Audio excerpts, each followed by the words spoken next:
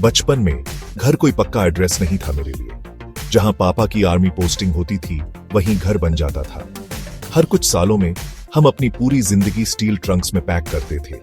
कपड़ों में मॉथबॉल्स की खुशबू चिपकी रहती थी और निकल पड़ते थे नए शहर, नए घर की ओर। मजा भी आता था नई जगह देखना, नए दोस्त बनाना, लेकिन बेचैनी भी होती थी, कहीं जड़ें नहीं जम पाती थी। हमेशा विजिटर जैसे लगते थे। फिर भी इतनी अनसर्टेनिटी में एक चीज कांस्टेंट थी, हमारे सर पर छत की गारंटी। आर्मी फैमिली होने के नाते हमें क्वार्टर्स मिलते थे, सिंपल से पर आरामदायक। ये जानना कि हमारे पास रहने की जगह है, अपनी कहने को एक जगह है, एक सिक्योरिटी का एहसास दिलाता था। एक ऐसा एहसास जो इंडिया में बहुतों के पास नहीं है। बहुतों के लिए घर सिर्फ 4 दीवारें और एक छत नहीं होता।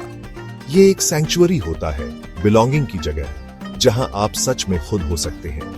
ये मेमोरीज बनाने, माइलस्टोन्स सेलिब्रेट करने और मुश्किल समय में सॉलिस पाने की जगह होती है। ये जड़ें जमाने, कम्युनिटी का हिस्सा बनने और अपने फ्यूचर में इन्वेस्ट करने के बारे में होता है। घर लेना हमेशा से इंडियन ड्रीम का एक इंपॉर्टेंट पार्ट रहा है। ये स्टेबिलिटी, सिक्योरिटी और अचीवमेंट को रिप्रेजेंट करता है। लेकिन बढ़ती हुई इंडियन पॉपुलेशन के लिए, खासकर अर्बन एरियाज में, ये ड्रीम धीरे धीरे दूर होता जा रहा है। इंडिया में घर लेने की चाहत हमारी कल्चर में गहरी है। इसे प्रॉस्पेरिटी के सिंबल के रूप में देखा जाता है, फ्यूचर जनरेशंस को पास डाउन करने के लिए एक legacy.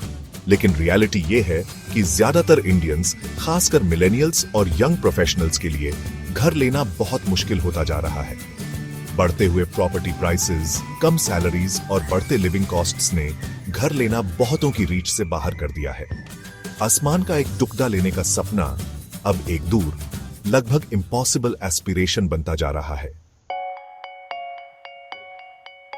Section 4, global housing crisis, India versus the world. Housing crisis सिर्फ इंडिया में ही नहीं है। दुनिया भर के सिटीज अफोर्डेबिलिटी के सेम चैलेंजेस से जूझ रहे हैं, लेकिन इंडिया में सिचुएशन थोड़ी ज्यादा सीरियस है। प्राइस टू इनकम रेशियो देखते हैं, जो एवरेज हाउस प्राइसेस को एवरेज इनकम से कंपेयर करता है।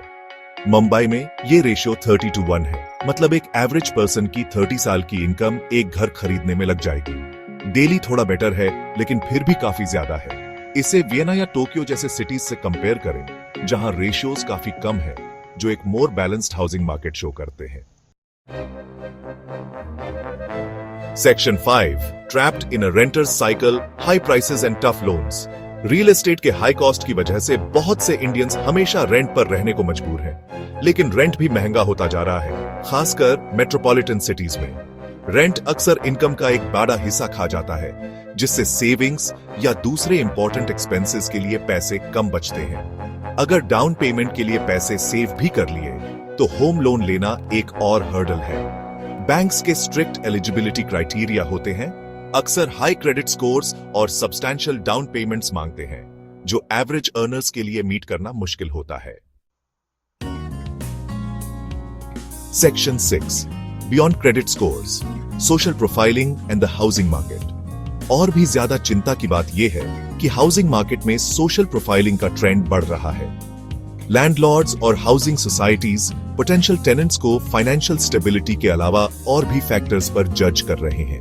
रिलीजन, खाने पीने की आदतें और मैरिटल स्टेटस भी सिलेक्शन के क्राइटेरिया बन रहे हैं, जिससे डिस्क्रिमिनेशन और एक्सक्लूजन बढ़ रहा है। ये प्रैक्टिस बेसिक राइट्स का वायोलेशन है और घर ढूंढ रहे लोगों के लिए और भी बैरियर्स क्रिएट करता है। ये एक डिस्टर्बिंग ट्रेंड है, जिस पर तुरंत ध्यान देने की जरूरत है। Section 7, towards a brighter future, policy changes for affordable housing. India के हाउसिंग क्राइसिस को सॉल्व करने के लिए मल्टी प्रोंग्ड अप्रोच चाहिए।